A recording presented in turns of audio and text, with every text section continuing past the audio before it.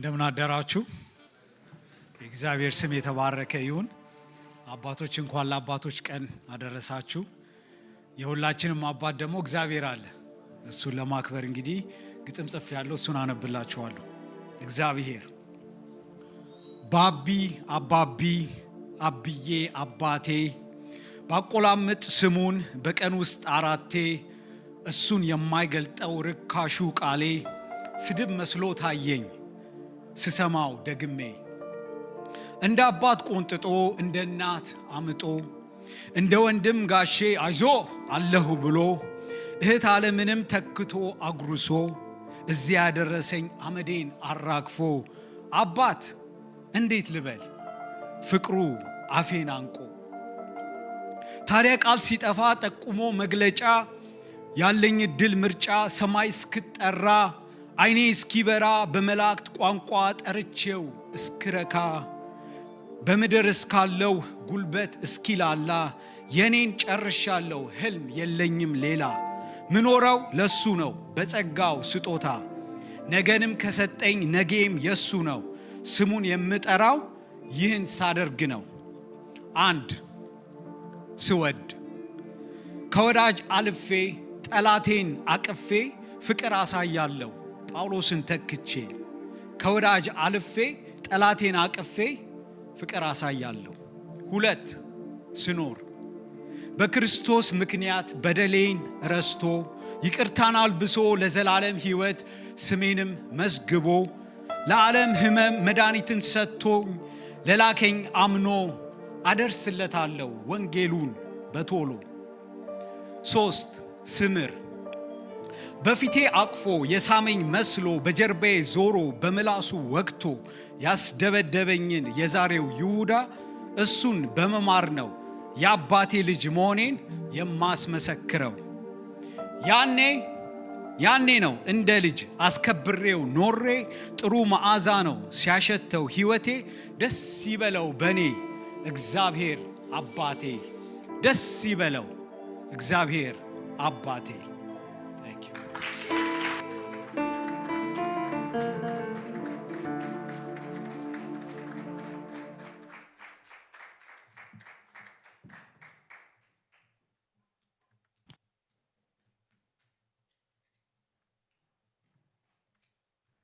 ሳሚ እግዚአብሔር ይባርክ ተባረክ።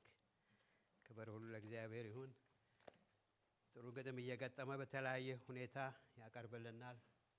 እግዚአብሔርን ታለንት ስለሰጠ ክብር ለእግዚአብሔር ይሁን። በጣም ይገርመኛል። እንደው በቃ ቁጭ ብሎ እኮ ነው ጫር የሚያደርገውና እኔ መልእክት ለማዘጋጀት ሳምንት ነው የሚፈጅብኝ ወይ 8-9 ሰዓት ነው የሚፈጅብኝ። እሱ ግን በጣም ሰው ታለንትድ እና ክብር ለእግዚአብሔር ይሁን። ጌታ ይባርክ ተባረክ። እሺ እግዚአብሔር ስም የተባረከ ይሁን። እንግዲህ ስለ አባቶች ብዙ ሰምተናል ተነግሯል። ዛሬ ግን ያው የይሁዳ መልእክት የያዕቆብን መልእክት አትሊስት ምዕራፍ 1ን ዛሬ እንደመድማለን። እግዚአብሔር ይመስገን። እንግዲህ ምዕራፍ 2ን ደግሞ እግዚአብሔር ሲፈቅድ እንቀጥላለን እና መጽሐፍ ቅዱስ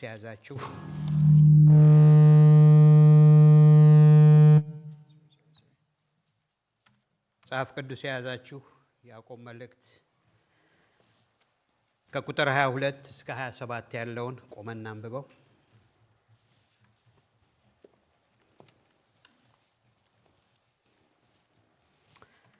ቃሉን የምታደርጉ ሁኑ እንጂ ራሳችሁን እያሳታችሁ የምትሰሙ ብቻ አትሁኑ። ቃሉን የሚሰማ የማያደርገው ቢኖር የተፈጥሮ ፊቱን በመስታወት የሚያይ ሰው ይመስላል። ራሱን አይቶ ይሄዳል፣ ወዲያውኑ ምን እንደሆነ ይረሳል። ነገር ግን ነፃ የሚያወጣውን ፍጹሙን ሕግ ተመልክቶ የሚጸናበት ስራን የሚሰራበት እንጂ ሰምቶ የሚረሳ ያልሆነ በስራው የተባረከ ይሆናል። አንደበቱን ሳይገታ ልቡን እያሳተ እግዚአብሔርን የሚያመልክ የሚመስለው ማንም ቢኖር የእርሱ አምልኮ ከንቱ ነው። ንጹሕ የሆነ ነውርም የሌለበት አምልኮ በእግዚአብሔር አብ ዘንድ ይህ ነው። ወላጆች የሌላቸውን ልጆች ባልቴቶችን በመከራቸው መጠየቅ በዓለም ከሚገኝ እድፍ ሰውነትን መጠበቅ ነው ይላል። የዘላለም አባት አምላክ እግዚአብሔር ሆይ በዚህ ሰዓት ዘላለማዊና ቅዱስ ቃልን ከፍተናልና ቅዱሱ መንፈስ በመካከላችን ስላለ እናመሰግናለን። ልጆችሽ ከእግዚአብሔር የተማሩ ይሆናሉ ተብሎ በቃል ተጽፏልና አስተማሪያችን መንፈስ ቅዱስ በመካከላችን ስላለ ተባረክ። እኔም የምናገርበትን ጸጋ ወገኖቼ መስማት የሚችሉበትን አቅም ስጠን። ሰምተን ደግሞ እግዚአብሔር አምላክ ሆይ እንድንገብረው እንድንኖርበት ሁሌ ስለምታሳስበን ስምህ ይባረክ። አባት ስለሆንክ ደግመህም ስለምትናገረን ተባረክ። በጌታ በክርስቶስ ኢየሱስ ስም አሜን። እንቀመጣለን። ዛሬ አተኩረን የምናየው በቁጥር 22 ላይ ባለው ሐሳብ ላይ ነው። እዚህ ላይ ስናይ ቃሉን የምታደርጉ ሁኑ እንጂ ዝም ብላችሁ የምትሰሙ ብቻ አትሁኑ ይለናል። ባለፈው ሳምንት ወዲያኛው በተለይ 3 ሳምንት በተከታታይ ከቁጥር 18 ጀምረን እስከ 1 ድረስ ባለፈው 3 ሳምንት ማለት ይሄ 3ኛ ሳምንት ነው። እዛቸው አካባቢ ላይ ነው ብዙ የቆየ ነው። ምክንያቱም የነገር ሁሉ ቁልፍ እዛ ውስጥ ስላለ ነው። በቁጥር 18 ላይ አሁንም ደግሞ አለው እንዳይሰለቻችሁ። ቁጥር 18 ላይ በቃሉ ምን አደረገን? አስቦ ወለደን ይላል። ከዚያ ቀጥሎ ደግሞ ከቁጥር 22 ማለት ከ19 ጀምሮ እስከ 25 ድረስ ደግሞ እግዚአብሔር እንዴት አድርገን መኖር እንዳለብን ቃሉ በሕይወታችን እንዴት መስራት እንዳለበት ያስተምረናል። የመጨረሻ ቁጥር 26 እና 27 ደግሞ እንዴት ማምለክ እንዳለብን ይናገረናል ማለት ነው። ስለዚህ በቃሉ ተወለድን፣ በቃሉ እንኖራለን፣ በቃሉ መልሰን እናመልከዋለን። ስለዚህ ከቃሉ ጋር ሕይወታችን በጣም አድርጎ የተቆራኘና የተያዘ እንደሆነ እንድናስብ ነው። ሆኖም ግን ቁጥር 19 ላይ ዛሬ ያነበብኩት ላይ ቁጥር 22 ላይ ቃሉን የምታደርጉ ሁኑ እንጂ ራሳችሁን እያሳታችሁ የምትሰሙ ብቻ አትሁኑ ይላል። ቃሉን የምታደርጉ ሁኑ። እግዚአብሔር በብዙ መልኩ ከኛ ጋር ህብረት አለው። አንዱ ምንም ኮምፕሮማይዝ የማይደረግ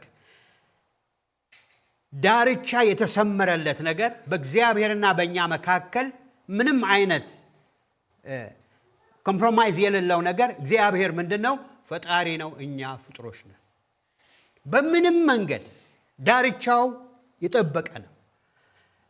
መገናኛው በጣም የራቀ ነው፣ ሊሆንም አይችልም። እሱ ፈጣሪ ነው፣ እኛ ፍጥሮች ነን። ይሄ አንዱ ገጽታው ነው። እግዚአብሔር መልኩ አንዱ ይሄ ነው። ግን ከዚያ ባሻገር ግን እግዚአብሔር ራሱን በብዙ መልክ ከዚያ ባሻገር ራሱን ወደኛ አምጥቶ በብዙ መልክ ራሱን እግዚአብሔር ገልጧል። በፍጡርና በፈጣሪ መካከል ምንም አይነት የሚያገናኝ ነገር የለውም። በጣም የተራራቀ ነው። ግን እግዚአብሔር ከዚያ መጥቶ ደግሞ ህዝቡ ጋራ የሚገናኝበት የራሱ መንገድ መልክ ገጽታ አለው። ዛሬ እንዳደረግነው እግዚአብሔር ምንድነው? አባት ነው። እኛ ደግሞ ምኖች ነን? ልጆች ነን። ተመልከቱ። እግዚአብሔር እረኛ ነው። እኛ እንደ በጎች ወይም እንደ መንጋ ነን። እግዚአብሔር በባል ይመሰላል። ቤተ ክርስቲያን እንደ ሚስት ትመሰላለች። እሱ እንደ ራስ ይመሰላል። እኛ እንደ አካል እንመሰላለን። እሱ እንደ ጌታ ይመሰላል። እኛ እንደ ባሪያዎች እንመሰላለን። አያችሁ፣ ይሄኛው ግንኙነት የሚያነካካ ነገር አለው። ያኛው ግን እግዚአብሔር ትረሳነት ነው። ማንም ሊጠጋው በማይችል ክብርና ግርማ ውስጥ ያለ ነው። ግን እነዚህ ነገሮች ግን እግዚአብሔርና እኛን የሚያነካኩ ነገሮች ናቸው። አንዱ እግዚአብሔርን የሚያነካካን ነገር ከዚህ ውስጥ ታዲያ ምንድነው? ቃሉን የምታደርጉ ሁኑ። እግዚአብሔር ምንድነው? እሱ ጌታ ነው። እኛ ደግሞ ባሪያዎቹ ነን። ባሪያ ጌታው የሚናገረውን ነገር ሁሉ አሜን ብሎ ያደርጋል። ምንም ነገር አይመልስም። ጌታው የሚያዘውን ነገር ሁሉ ለመፈጸም ልቡ ዝግጁ ነው። ጌታውን በመታዘዙ ደስ ያሰኘዋል።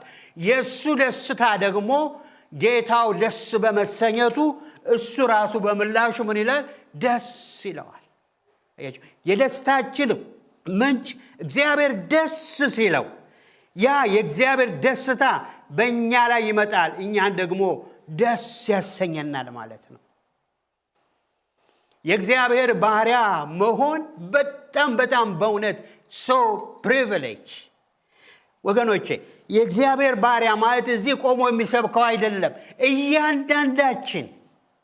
እያንዳንዳችን አያችሁ፣ ራስን የመፍቀድ ጉዳይ ነው። እያንዳንዳችን የእሱ ባሪያዎች እንድንሆን እግዚአብሔር ይፈልጋል። መፈለግ ብቻ አይደለም፣ ለእኛ እድልም ፈንታችንም ነው።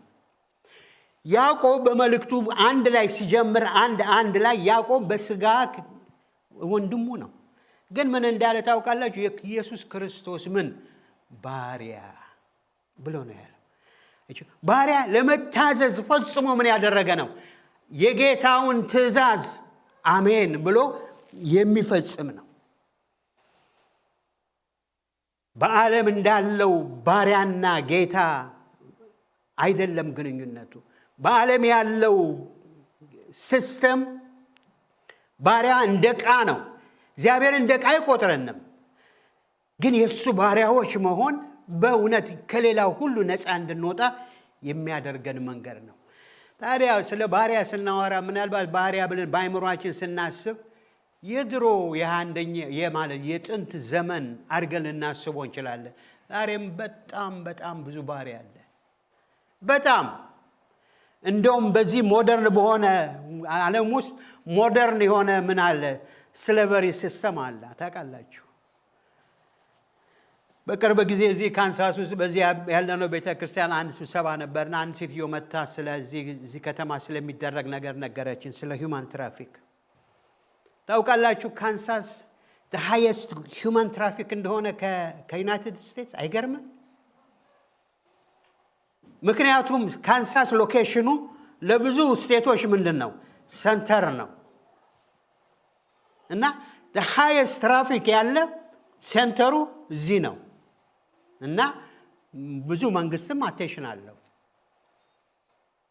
እና ለምንድን ነው ሂውማን ትራፊክ ያለው? ሰዎች ከፈቃዳቸው ውጭ ስናች ተደርገው ወስደው ወይ ሴክስ ባሪያዎች ይሆናሉ፣ ወይ ደግሞ ከፈቃዳቸው ውጭ ተሽጠው ባሪያዎች ሆነው ያገለግላሉ። ዛሬም ቢሆን አለ ሂውማን ትራፊክ። አያቸው ሰዎች ከአቅማችን በላይ ልንከፍለው በማንችል ሲስተሙ ሊያወጣን በማይችል ዕዳ ውስጥ ተዘፍቀን ለዘላለም እንሆናለን፣ ባሪያ እንሆናለን። ለአበዳሪዎቻችን ባሪያዎች አድርገው ያኖሩናል። ባልፈቀድነው ሪሌሽንሺፕ ወይም ደግሞ ጋብቻው ሰዎች ተይዘው በፍጹም መውጫ ቪክሸስ የሆነ መውጫ ፈጽሞ የሌለው በጣም ብዙ ባርነት አለ። ኢሞሽናሊ፣ ሳይኮሎጂካሊ፣ ስነ ልቦና አይነት ጫና በጣም ብዙ አለ። ጌታችን ኢየሱስ ክርስቶስ በዮሐንስ ወንጌል ምዕራፍ 8 ቁጥር 34 ላይ ኃጢአት ይላል፣ ሰዎች የኃጢአት ባሪያዎች ናቸው ይላል። እውነት ነው። ዛሬ ታውቃላችሁ ሰዎች በብዙ ድራግ ውስጥ መውጣት ይፈልጋሉ እኮ ይፈልጉታል፣ ግን አይችሉም። ባሪያዎች ናቸው። ፖርኖግራፊ፣ አልኮሆል፣ ጋምብሊንግ፣ ቁማር፣ ብዙ ነገር አለ። ኢቨን በእኛ ሶሳይቲ እንኳን በጠላት መያዝ ከፈቃዳቸው ውጭ። ስለዚህ ባርነት አሁንም ቢሆን አለ። ነገር ግን ወደ ጌታ ስንመጣ በጌታ ባሪያ መሆን ግን እንዴት አይነት መታደል፣ እንዴት አይነት በጎ ነገር እንደሆነ እንመለከታለን። እግዚአብሔር በፈቃዱ ሰዎች የሰው ባሪያ እንዲሆኑ እግዚአብሔር አይፈልግም። ሰዎች የሰዎች ባሪያ እንዲሆኑ አይፈልግም እግዚአብሔር። ታውቃላችሁ በኦልድ ቴስታመንት ጊዜ እግዚአብሔር ይናገራል፣ ስለ ባሪያ ሲስተም ይናገራል። ዘዳግም ሄዳችሁ ስታነቡ ምን ይላል? ዘዳግም 15 ላይ አንድ ሰው ባሪያ ሆኖ ቢኖር ይላል፣ ልክ 7ኛው ዓመት ሲመጣ የነፃነት ቀን ነው ይላል። በቃ ነፃነቱ ይታወጅ። ባሪያ የሆነበት ምክንያት አለ። በዕዳ ሊሆን ይችላል፣ በብዙ ነገር ሊሆን ይችላል፣ ግን ባሪያ ነው። ግን 7ኛው ዓመት ሲመጣ የዕዳ ነፃ ይሁን ይላል። መቼም ደስ የሚለኝ እዚህ አሜሪካን ሀገር አንዱ ነገራቸው በዚህ ስለተመሰረተ ታውቃላችሁ፣ እዳ ገብታችሁ ክሬዲታችሁ ችግር ውስጥ ገብቶ 7ኛው ዓመት ሲመጣ ክሬዲቱ ይሰረዛል። በዚህ ኩሱ መሰረቱ ይሰረዛል። ከዛ በዛ ብትከሰሱ። ስለዚህ 7 ዓመት ባሪያ የሆነ ምን በ7ኛው ዓመት ነፃ ይሁን ይላል። ሆኖም ግን ባሪያው ጌታውን በጣም ቢወደው ሁሉን ነገር ተከር የሚያደርገው የተመቸ ጌታ ከሆነለት ጌታዬ እኔ ካንተ ወዲያ ሌላ ባሪያ ለማንም ባሪያ ልሆን አልፈልግም፣ ለዘላለም ባሪያ እሆናለሁ ብሎ በፈቃዱ ይናገር ይላል። በዚያን ጊዜ ቁጥር 16 ምዕራፍ 15 ቁጥር 16 ነፃ የሚወጣውን ባሪያ አንተና ቤትህን ስለወደደ ካንተ ጋር መልካም ስለሆነለት ልውጣ ለመውጣት አልወድም ቢል አንተ ወስፌ ወስደህ በቤቱ በር ላይ ጆሮውን ትበሰዋለህ፣ ለዘላለም ባሪያ ይሆናል። በቃ ኪዳን ነው። ሄዶ ምን ያደርጋል? በበሩ ላይ በወስፌ ጆሮ ይበሳል። ተመችተኛል፣ አንተ መልካም ጌታ ነህ፣ ለዘላለም ለአንተ ባሪያ ሆናለሁ ይላል። ወገኖቼ እኔና እናንተም ለጌታ ለኢየሱስ ክርስቶስ ለዘላለም ለአንተ ባሪያዎች ነን ብለናል። ጌታ ኢየሱስ ክርስቶስ በዮሐንስ ወንጌል ምዕራፍ 10 ቁጥር 9 ላይ እኔ ምንድነኝ አለ? የበጎች ምንድነኝ? በር ነኝ አለ። ስለዚህ በዚህ በሩ ላይ ያንዳንዳችን በፈቃዳችን በልባችን ውሳኔ ጌታ ሆይ ለዘላለም አንተ ምን ነህ? ጌታዬ ነህ፣ እኔ ባሪያህ ነኝ ብለን ከበሩ ጋራ ኪዳን እናደርጋለን። የዛ ኢምፕሊኬሽን ነው። ታዲያ ለምንድን ነው ጆሮ ላይ የሚያደርገው? የባሪያ ነገር ጌታው የሚናገረውን ምን ለማለት? ሁሌ ለመስማት። ጌታ የሚናገረውን ነገር አድምጦ ደግሞ ያንን ተግባራዊ ለማድረግ። ሌላ አልሰማም፣ የምሰማው አንተን ነው። ምክንያቱም አንተ ተመችተኸኛል። ታውቃላችሁ የጌታ ባሪያ መሆን ለሁሉ ነገር ሌላ ሊገዛን የሚፈልገው ነገር ሁሉ በእኛ ላይ ስልጣን የለውም። ለዘላለም የሱ ባሪያ ያርገን። ወይ ለጌታ ባሪያ እንሆናለን። ሰው መሆንም አልቀረም፣ ለአንዱ ባሪያ መሆኑ አይቀርም። ታዲያ ለዘላለም እስከ ዘላለም ለሱ ባሪያ ብንሆን አይሻልም? ምክንያቱም ጌታው የተመቸ ጌታ ነው። እንከን የሚወጣለት ጌታ አይደለም።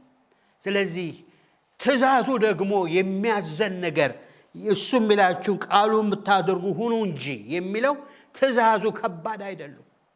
ያይሹ አንደኛ ትእዛዙን የምናደርገው ስለምንወደው ነው።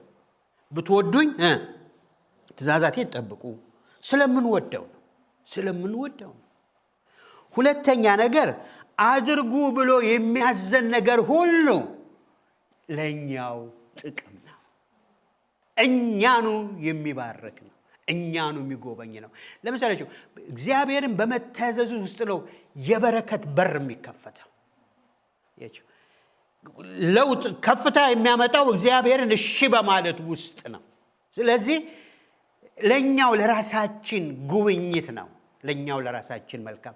ሶስተኛ የምንታዘዘው እግዚአብሔር እሱ በእኛ ውስጥ ጸጋ ስለሚያስቀምጥ ነው። አንደኛ ዮሐንስ ላይ ይሄን ነው የሚለው፣ ለመታዘዝ አቅምና ጸጋ ይሰጠናል። ትእዛዙን ልንጠብቅ እግዚአብሔር ፍቅር ነው።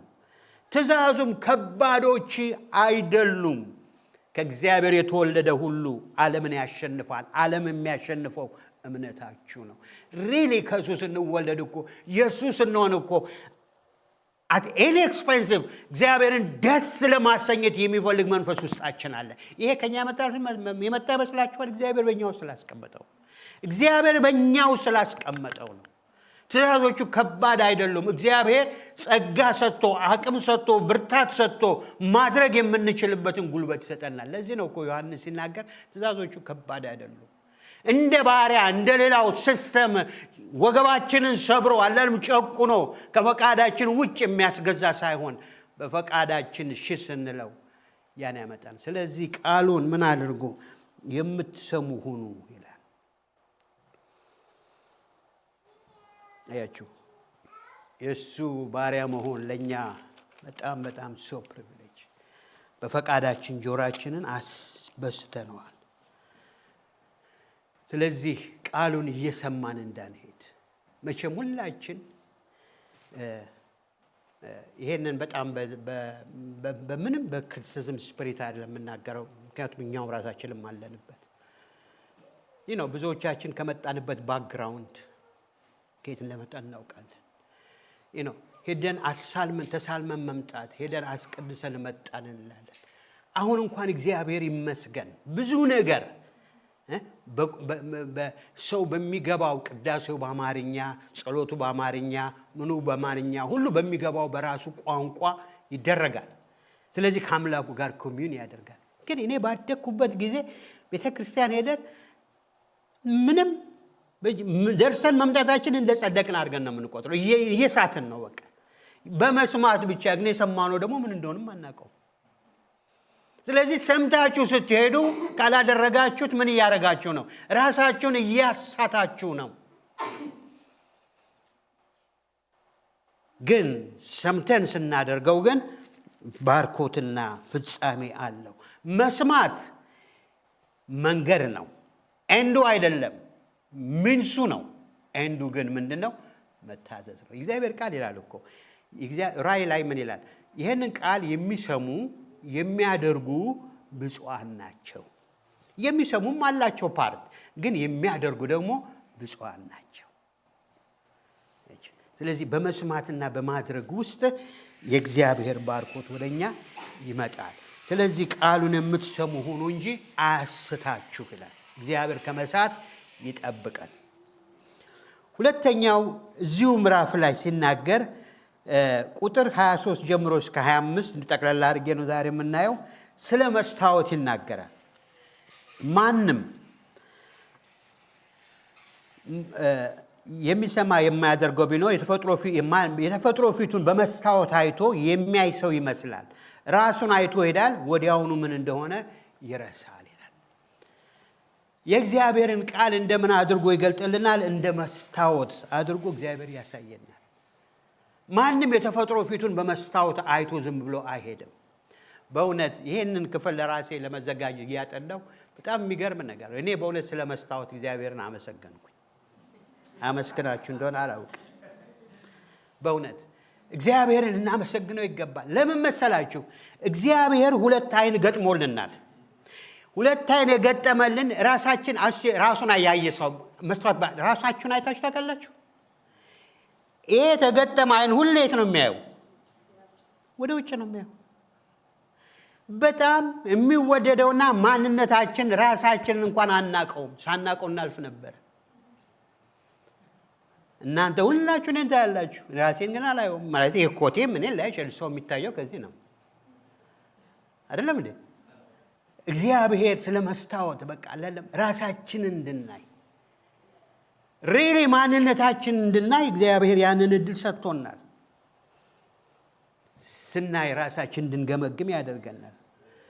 ታውቃላችሁ ማንኛችንም ቢሆን ጠዋት ከቤታችን ስንወጣ በደንብ እናያለን አይደለም እንዴ? በደንብ ለብሰን እንደሆነ እናያለን።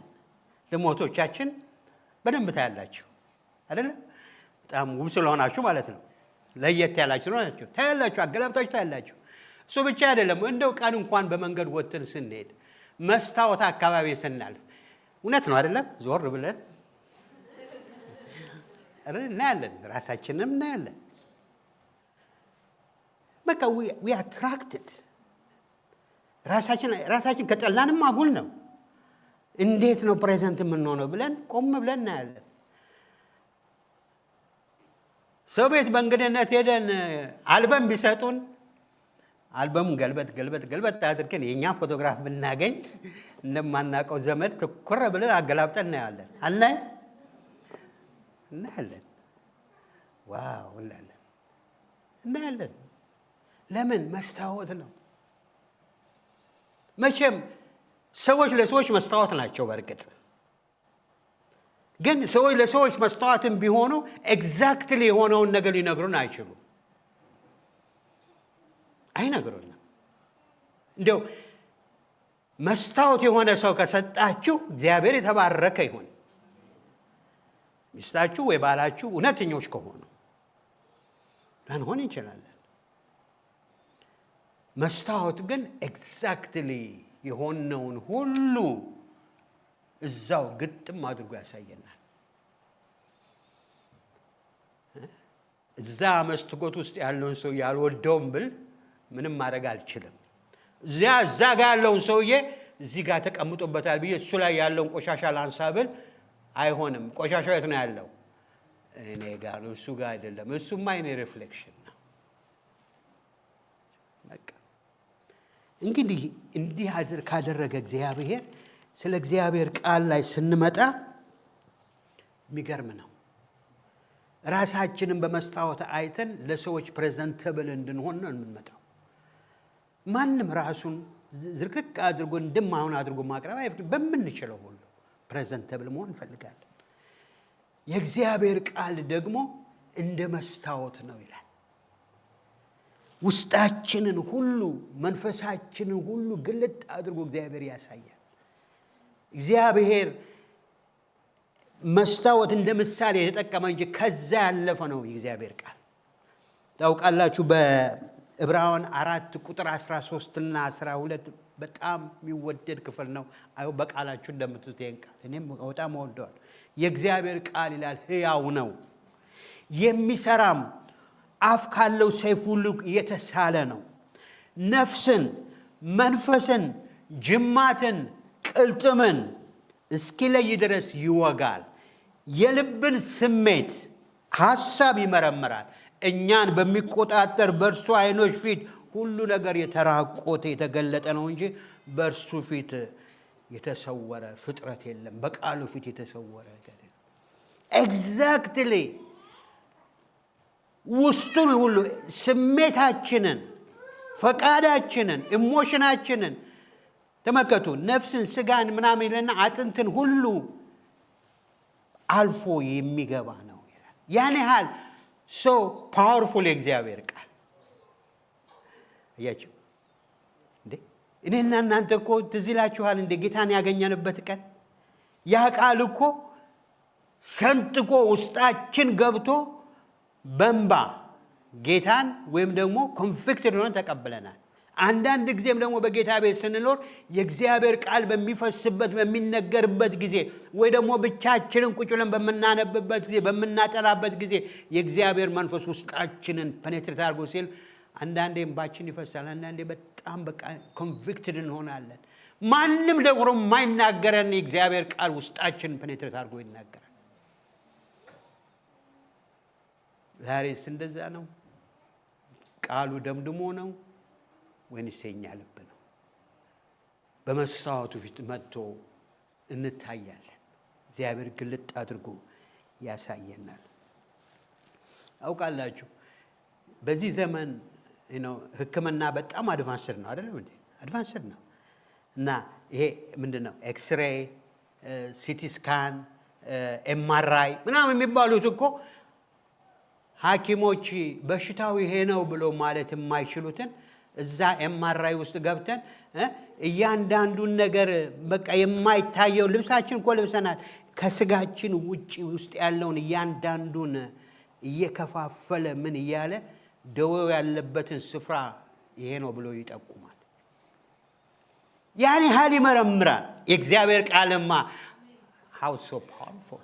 እንዴት ውስጣችንን እግዚአብሔር አይናገርም? ይመረምራል።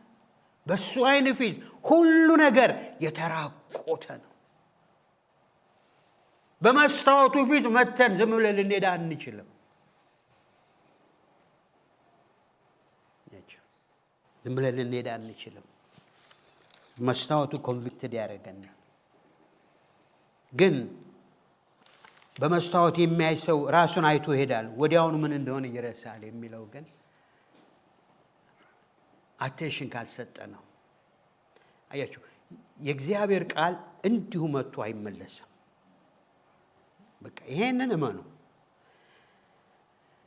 አቀባበላችን ይወስነዋል። እግዚአብሔር ቃሉ ግን መጥቶ እንዲሁ አይመለስም። የኛ አቀባበል ግን ወሳኝ ነው። በኢሳይያስ 53 ላይ 55 ላይ ይላል ዝናብና በረዶ ከሰማይ እንደሚወርድ ምድርን እንደሚያጠጣት ይልና ቁጥር 11 ላይ ካፌ የሚወጣው ቃል እንዲሁ ይሆናል። የምሻውን ያደርጋል የላኩትንም ይፈጽማል እንጂ ወደ እኔ በከንቱ አይመለስም። ቮይድ ሆኖ አይመጣም። ካፌ ወጥቷልና ዝም ብሎ አይመለስም። አሜን አሜን በሉ። አይመለስም። ታዲያ ለምንድን ነው ያልተነካውት ብለን ብንል እንዴት ነው የተቀበልነው ነው ነገሩ። ስለዚህ የእግዚአብሔር ቃል ሁለት ነገር ነው። ፀሐይ ወጥታ ቅቤውን ምን ታደርገዋለች? ታቀልጠዋለች። አፈርና ጭቃውን ደግሞ ምን ታደርገዋለች? ታደርቀዋለች። አንዱ ይቀልጣል፣ አንዱ ይደርቃል።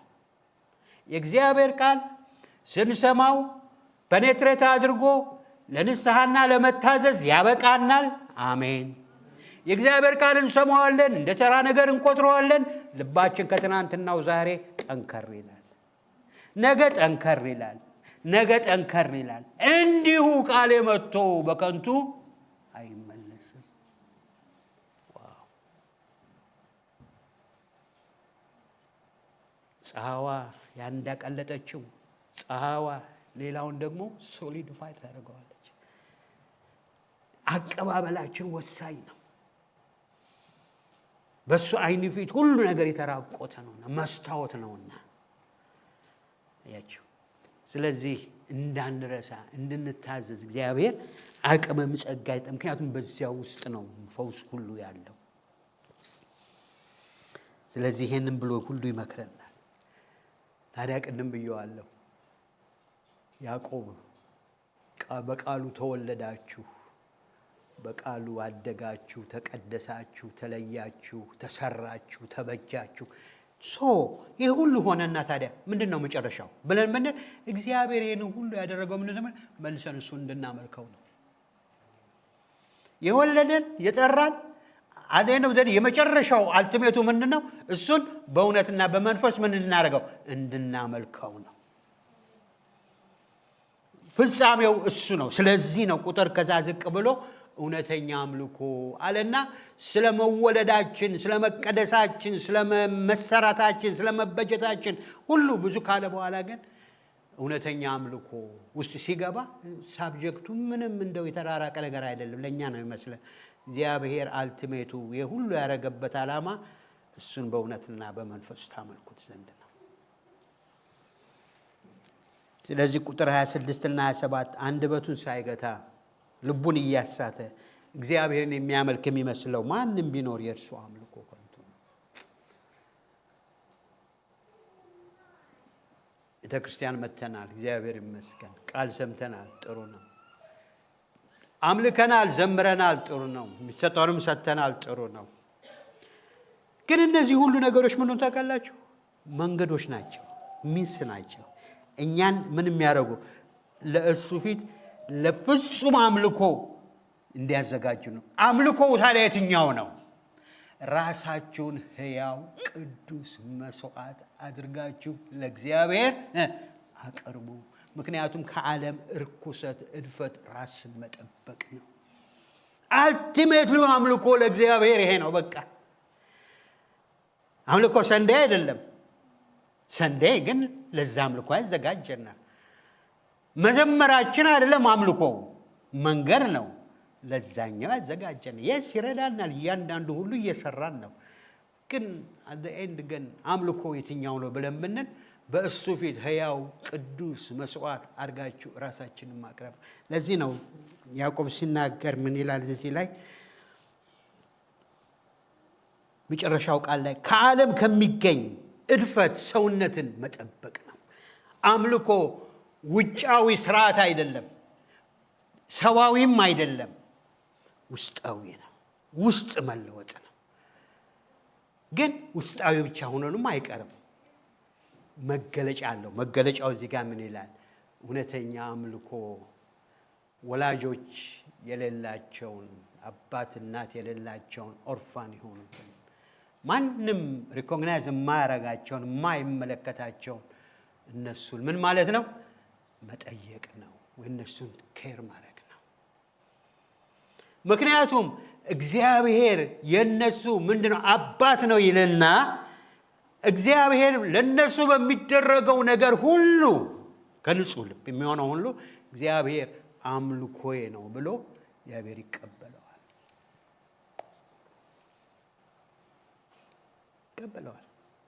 አይገርማችሁም? እዚህ ቤተ ክርስቲያን ኮምፓሽን ስንት ጊዜ መጥቷል? ማለት እኛ እንኳን ብዙ እንደዚህ አይደለም፣ ግን በዚህ በጧት ባሉት በአሜሪካኖቹ ኢንሲስ በሚካፈሉት ኮምፓሽን በአመት አንዳንዴ ያመጡልናል እና እዛ ጋር ይለጥፋሉ። ብዙ ልጆች በዓለም አሉ አባት የሌላቸው እናት የሌላቸው ማንም ይዶን ነው በኢትዮጵያ በሉም በምንም እና እነዚህ ልጆች ስፖንሰር አድርጉ ይሉናል። ስንቶቻችን እንደምናደርግ አላውቅም። እድሉ ከመጣ ማለት ነው። አያችሁ እግዚአብሔር ምን ማድረጋችን እኮ ነው። we worship him።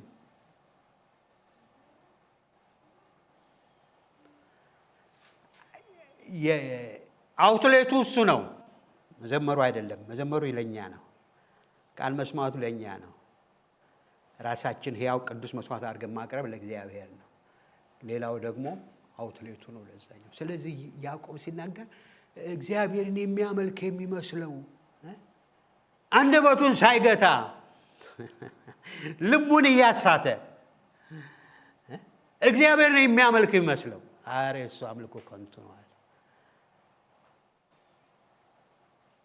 እንደ ጊዜ አምልከን ወጥተን ዛሬ ግሩም ነው አምልኮ ብለናል። እግዚአብሔር ይመስገን እኛ እናያዘጋጀው፣ ግን ያ ኤንዱ ጋር ደርሶናል ወይ ነው ጥያቄው። አነካክቶናል ወይ ነው? ለሕያው ቅዱስ መስዋዕት ለሚሆነው አዘጋጅቶናል ወይ ነው? ሁለተኛው ረዳት የሌላቸው ባልቴቶች መጠየቅ ነው። አይ ቲንክ ባይምሮ ያስበው ነበር፣ ግን ሂጄ ጥቅሱን አላየሁትም ይመስለኛል። ጳውሎስ ወደ አሕዛብ ሲሄድ እነ ጴጥሮስ ወደ እስራኤል ወደ ተመረጠው ሕዝብ ለአገልግሎት ሲከፋፈሉ ለነ ጳውሎስ ምን አሏቸው? ድሆችን እንዳትረሱ አደራ ብለው አስጠነቀቁም ይላል።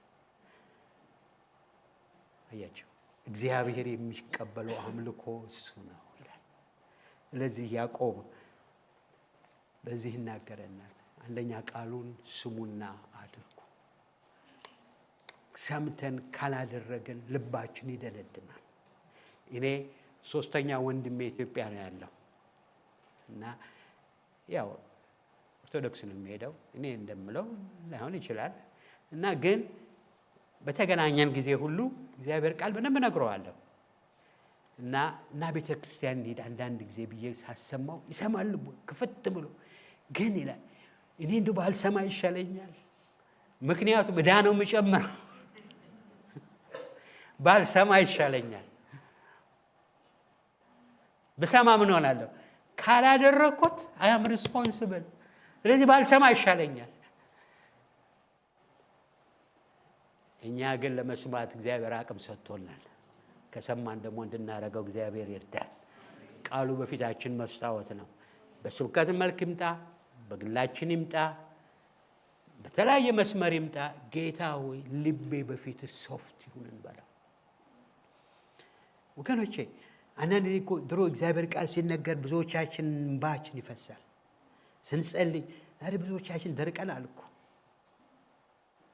እግዚአብሔር ይመለስልን። ውስጥ የሚነካ ነገር እግዚአብሔር የሚያሸተው መስዋዕት መዓዛ ይሆንልን። ስለዚህ ልባችንን እንዳይደነድን እግዚአብሔርን መልስ እንስጠው። ሁል ጊዜ መንገዱ ብዙ ነው። እግዚአብሔር ስም የተባረከ ይሁን። ቆመን እንጸልያለን።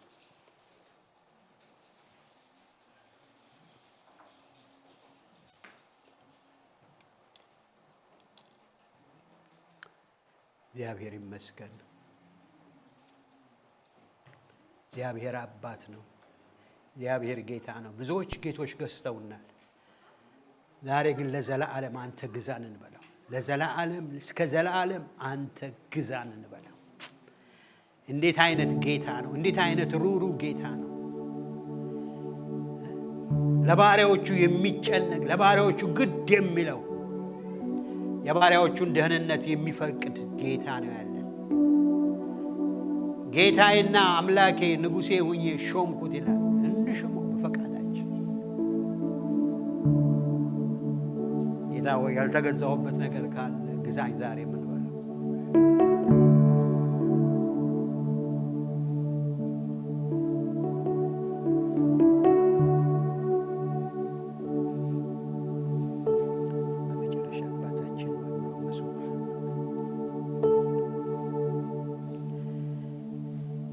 የዘላለም አምላክ የሰራዊት ጌታ እግዚአብሔር ሆይ የምታስገርም አምላክ ነህ። ቸርነትና ምሕረት ብዙ ነው።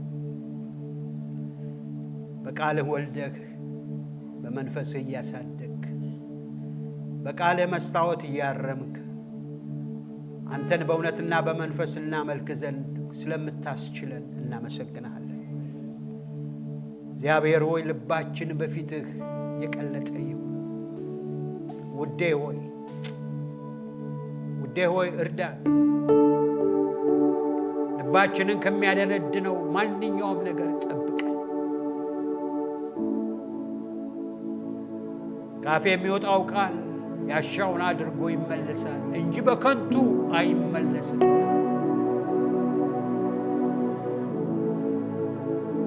ቃል በሕይወታችን ሰርቶ ይመለስ።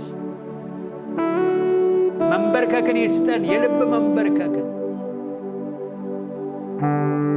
አምልኳችን አንተ የምታሸተው የምትወደው ደስ የምትሰኝበት ወደ ጸባዖትህ የሚያርግ የሚደርስ ይሁን። የመታዘዝን ጸጋ ዕለት ዕለት ጨምር። አንተ የምትወደውን አምልኮ ዕለት ዕለት እንድንለማመድ እርዳ።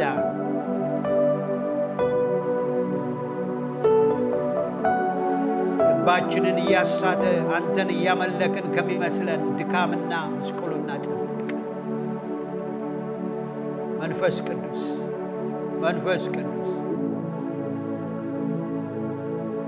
ስላስተማርከን በቃል ስምህ ይባረክ። ቀናችንን ለአንተ አሳልፈን ሰጠንህ። በጌታ በክርስቶስ ኢየሱስ ስም አሜን። እስቲ የሰማይ አባታችን ኢየሱስ ዘምራለን።